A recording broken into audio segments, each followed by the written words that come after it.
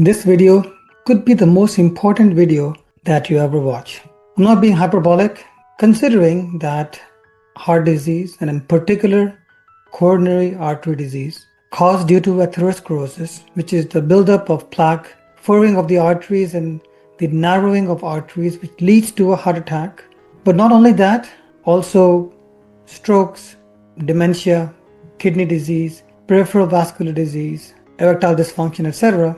Considering that this is the most common cause of death of human beings, and in this video, I'll be telling you the scientifically proven diet pattern which would prevent and even reverse coronary artery disease, the kind of dietary patterns which have been shown to reduce the size of plaques within blood vessels. This could well be the most important video that you'll ever see. So please pay attention, watch the video till the end.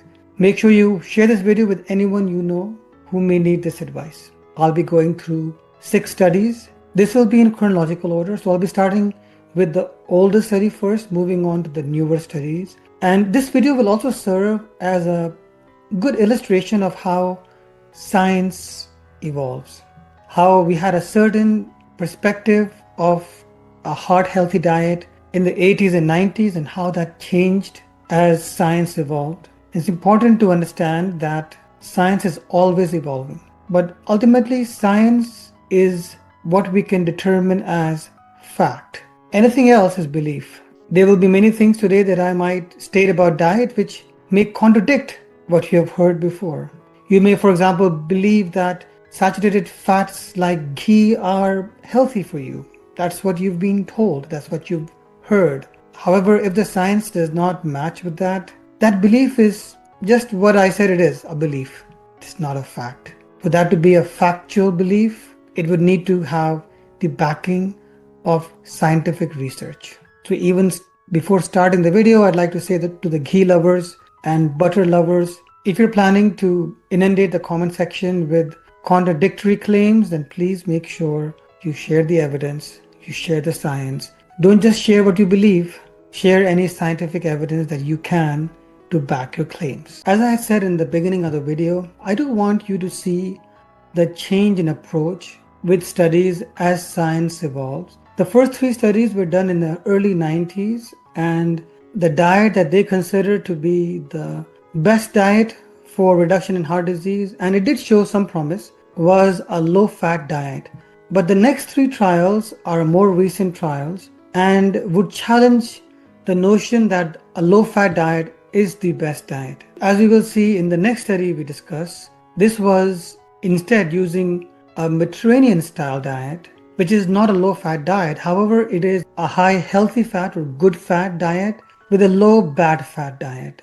So not demonizing fat, but within fat, differentiating between good and bad fat. So by now you would have seen that even though most people think that once you have coronary artery disease or any kind of atherosclerosis, stroke, plaque formation in the carotid artery or any other blood vessel, this is irreversible. This cannot be stopped. It can only be slowed down.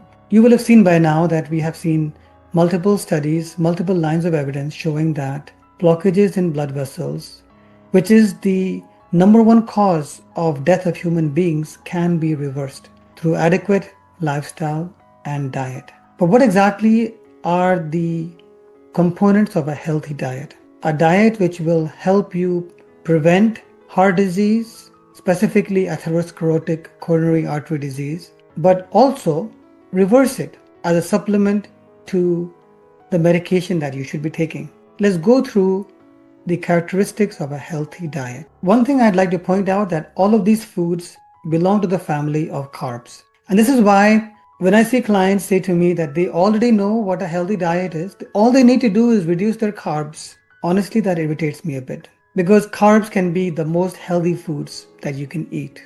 If by saying that you mean you want to reduce refined carbs, white flour, bakery items, snacks, cakes, cookies, croissants, great, that's a great idea.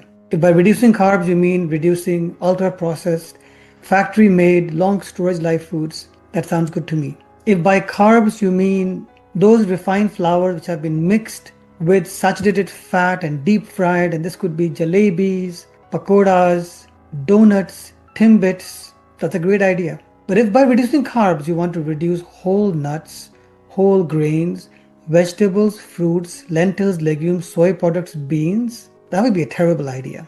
Because these are the most healthy foods that you can eat. So in future, if you're someone who's been going around saying that you just want to reduce your carbs, I would urge you to change that line and instead say something like, I want to reduce ultra processed, refined carbs and saturated fats. That statement would be much more sensible scientifically. Now I can see the comment section already. Many of you butter lovers and ghee lovers out there will be in the comment section reminding me that someone said to you, you've heard somewhere that ghee is good for you, butter is good for you, perhaps some Baba told you that. But I'd like to remind you, you can believe anything you want. You can believe that the earth is flat or the earth is a sphere. You can believe that we rotate around the sun. You can also believe that the sun rotates around the earth.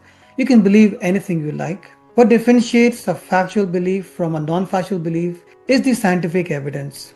It doesn't really matter what Baba said. It doesn't really matter what you saw by some carnivore or keto influencer on Facebook or social media. What matters is the scientific evidence. There is so much misinformation out there. People saying that LDL cholesterol does not matter for heart disease when we have decades and decades of scientific evidence confirming that ApoB, Lp(a), LDL are the most important factors for heart disease.